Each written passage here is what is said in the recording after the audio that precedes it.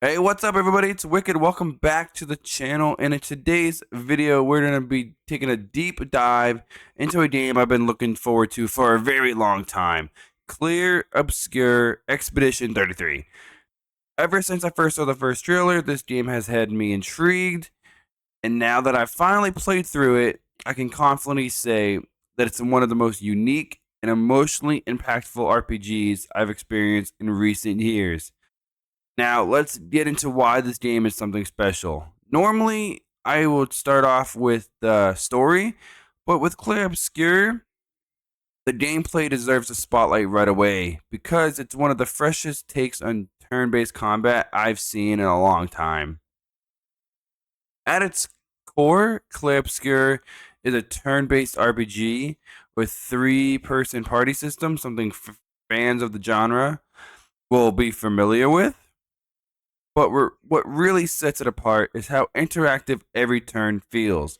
Now, this game takes inspiration from Super Mario RPG, Lost Odyssey, Shadow Hearts, and other RPGs with its timed button presses, where every skill you use, you have to press a button at a certain time in order to deal more damage, get more healing out of healing skills, or other added bonuses.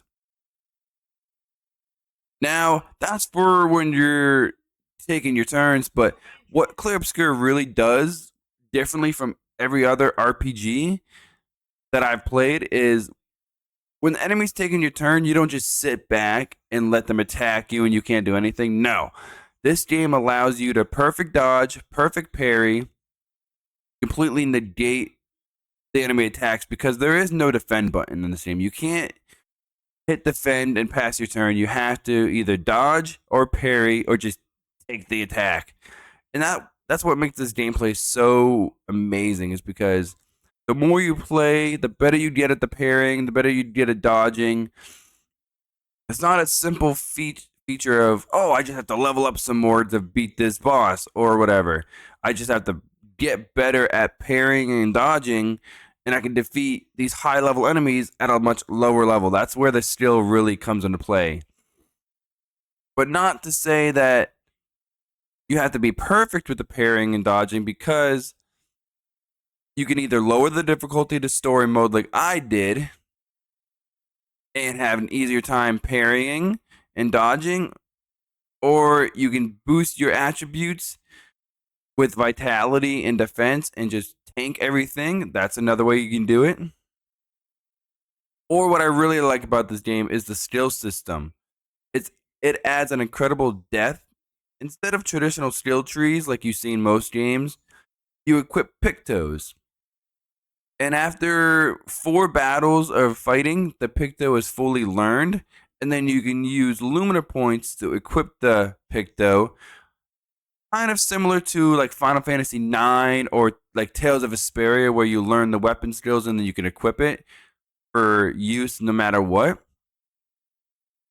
And what I really like about it is Pictos, when you equip them, they also come with like critical bonuses, defense bonuses, speed bonuses, stuff like that. So you can combine Pictos and Lumina to create crazy overpowered builds with your characters and completely break the game if you want to, or just make builds that are really fun and unique. And that's why I think the combat and everything in this game is just really well done and crafted for fans of RPGs that love to really see how far you're able to go with the gameplay and fully invest your time in it. It's really fun. But what might be better than the gameplay is the characters. In Expedition 33, its greatest strength, I believe, is the characters. It's a rare that a game gives so much care and emotional weight to each member of the party. From the moment you meet them, it's clear that you every character has their own strength, history, trauma, and reason for joining the expedition. Where honestly, not every RPG does that. Some sometimes you get a character in the party that just feels like they're useless and not part of the group. In this game, it's not the case.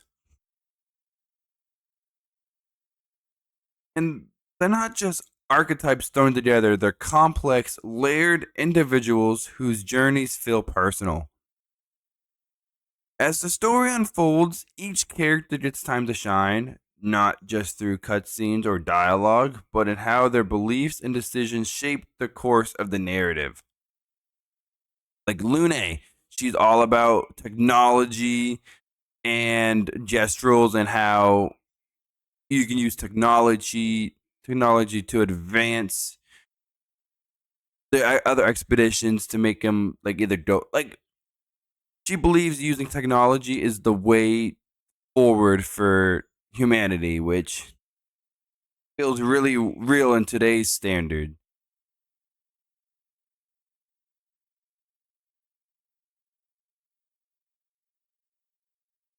And like whether it's the way they talk about the world, react to loss, or struggle with their past, their personalities are woven into every part of the game. I felt connected to this cast in a way that I haven't since Final Fantasy X or like Lost Odyssey. That's how well the developers have created these characters, and I fell in love with them from the very first time they spoke to the very last moment in the game. It was really well done. And I just love how this game makes you feel like you're fighting because these characters actually matter to you and they feel like live, they feel real.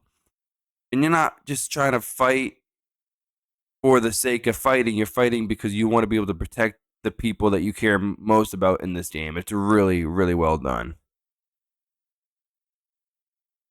Now, before we dive into the story, because the story is the most important part and the most impactful part, let's talk about the soundtrack, which you guys already know from other reviews. I don't talk much about the soundtrack, but this soundtrack is amazing. Every track in this game feels tailor made for the moment it plays in, whether it's a quiet, somber piano piece during a tragic scene or a high energy orchestral blast during a boss fight, the music never misses. The score does what all great game music should. It enhances the emotion, builds tension, and adds that extra layer of immersion. I caught myself just stopping to listen more than once. And I never do that in an RPG. That's how well this music has been for me. I loved the soundtrack in this game. All right, guys, we're about to get into the story, and it's going to be heavy, heavy spoilers from this point on. So if you have not beat the game, I suggest you click off this video and come back once you do. All right, you're still here? All right, let's dive into this beautifully crafted story.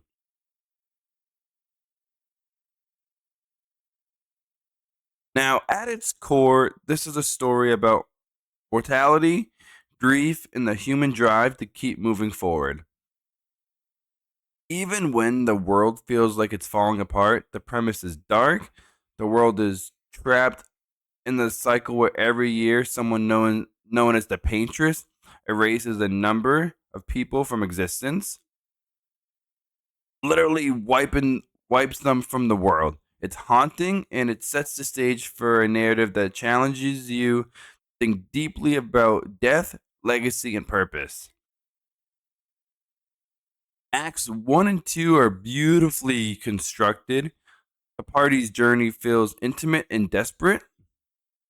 And each major story beat adds emotional weight to their mission. The theme of even in death, tomorrow comes is repeated throughout, and it lands hard, reminding you that moving on isn't about forgetting the dead, but honoring them instead.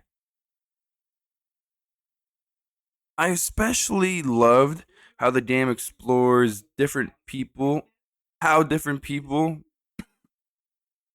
process grief. There's no one size fits all approach here. Some characters rage, some reflect, some fall apart. It's raw, it's honest, and it made the world feel even more grounded, even as the events become more surreal. That's not to say the story is perfect, because, in my personal opinion, I feel like Act 3 really falls flat. And let's explain.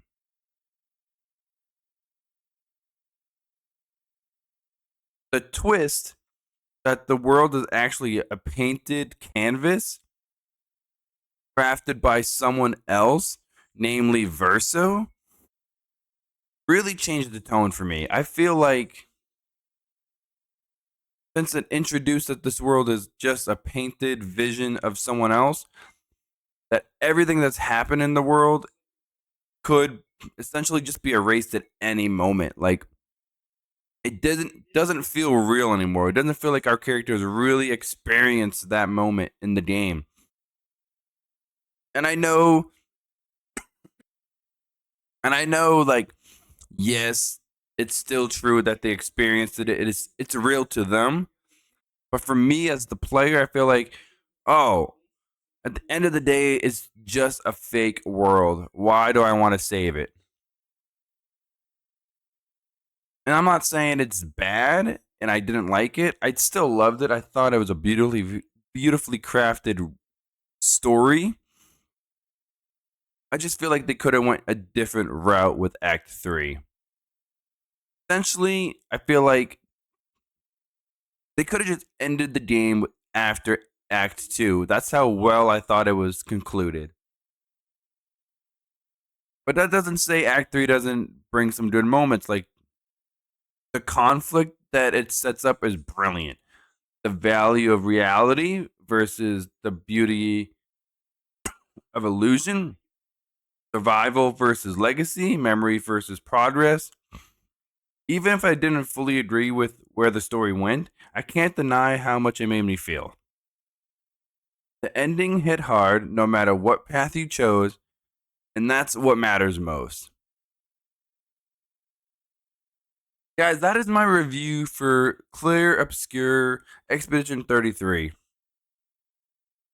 It's one of those rare games that truly leaves a mark. It combines deeply strategic, interactive combat with a haunting, beautiful story, unforgettable characters, and a soundtrack that ties it all together. It's not a perfect game.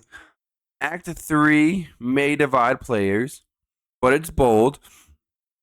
Parrying and dodging can be really difficult if you're not used to action elemental action elements in your game,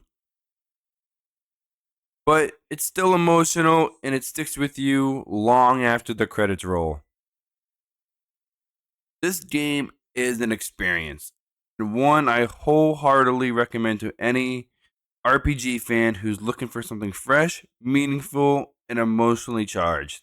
And that's why my final score for Expedition 33 just a 9.5 out of 10. Guys, if you like this video and you want to see more reviews, please hit that subscribe button and hit that like button. It really does help me out. And if you want to see my full playthrough and all my thoughts about Clair Obscur Expedition 33, go check out the playlist in the description of my full playthrough of the game.